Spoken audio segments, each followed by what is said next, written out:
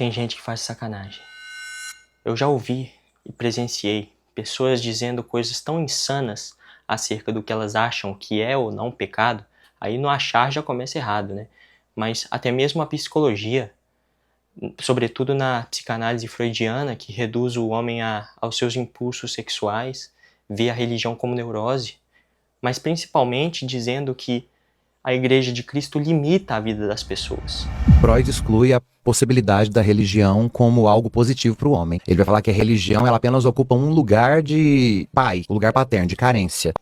Veja, eu respeito a abordagem desses autores e tudo mais, eu sou só um estudante de medicina do segundo período, mas eu tenho encéfalo, eu tenho as minhas visões, a minha fé, o meu raciocínio, o pensamento crítico, a minha opinião e, sobretudo, a possibilidade de expressá-la, desde que eu não faça mal a ninguém. E veja, tem até algumas coisas de Freud que eu concordo, mas para ser sincero eu discordo muito mais. Mas voltando ao início do vídeo, ao tema principal, quando uma pessoa diz que Deus a limita, eu ainda tenho o desprazer de perguntar por quê.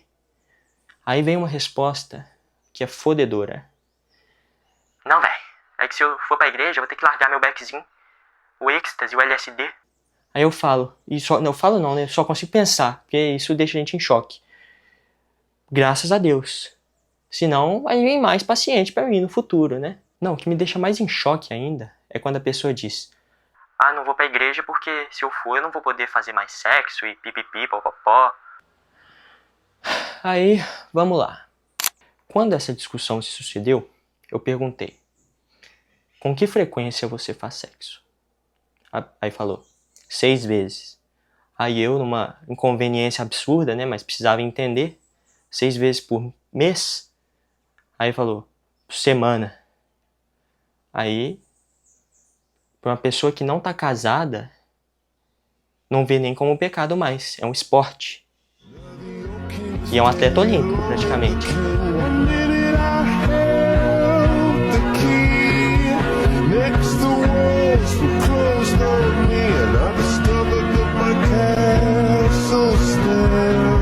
Sobre esse ponto, a gente precisa entender fundamentalmente a culpabilidade humana e a banalização do pecado. Não deixes de arrepender-te e Deus perdoará tudo. Não há no mundo pecado que Deus não perdoe aquele que se arrepende com sinceridade. Ama-te apesar do pecado e mesmo quando te vê completamente entregue a ele. O amor tudo resgata e tudo pode salvar. Se eu, que sou pecador como tu, sinto piedade de ti, quanto maior não deve ser a piedade de Deus. O homem que tem consciência reconhece o seu erro. E é esse justamente o seu castigo. Aí, factualmente, ele restabelece a sua ordem no sacramento da confissão, né? E mesmo assim, continua se sentindo mal. É uma doença do espírito. See, there's another thing about sexuality.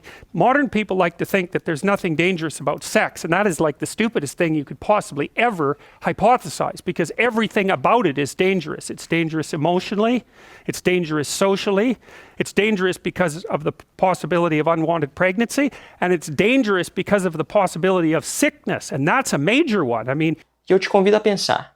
Primeiro, Deus criou o sexo por um motivo. Não é ganhar o campeonato brasileiro, a mega da virada, viajar para Disney. É a concepção da vida humana. No ato conjugal, o amor deixa de ser uma promessa e se torna potência. Ele não apenas une, mas gera. E gera não uma caneta, uma samambaia, mas um terceiro ser, irrepetível e chamado à comunhão com Deus.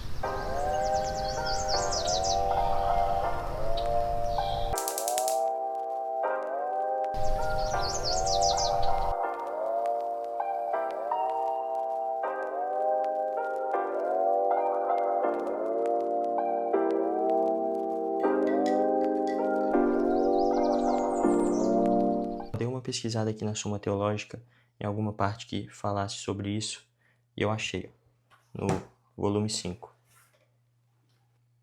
3 coisas devemos considerar no matrimônio. Primeiro, a sua essência, que é a união, e por isso se chama união conjugal. Segundo, a sua causa, que são os desposórios, por isso se chama núpcias, do verbo latino nubo. Terceiro, o efeito, que são os filhos, por isso se denomina matrimônio. Pois, como diz Agostinho, A mulher não deve casar-se senão para se tornar mãe. Segundo ponto. O céu e a Igreja de Cristo reconhecem perfeitamente que cada um de nós está lutando diariamente contra a carne, o mundo e o demônio. Cabe a nós conhecer e não nos inclinar ao pecado. Então é óbvio que há tropeços, mas cuidado também com o pecado de estimação, né? Porque para morrer basta estar vivo.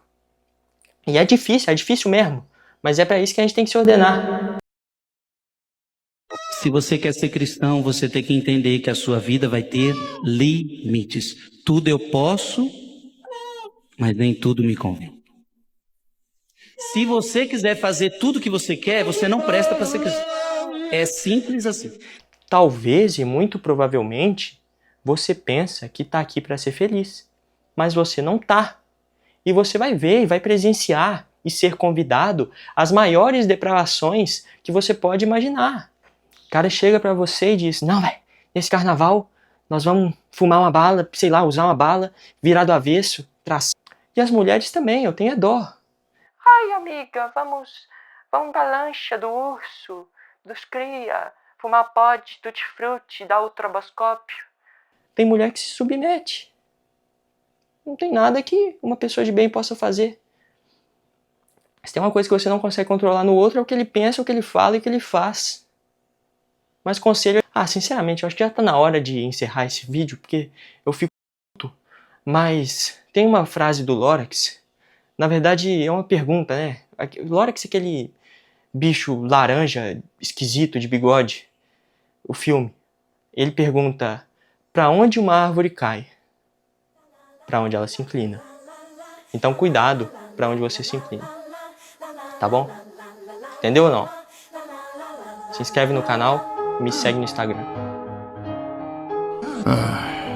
Pra que lado a árvore cai? Pra baixo. Ela cai pra onde ela se inclina.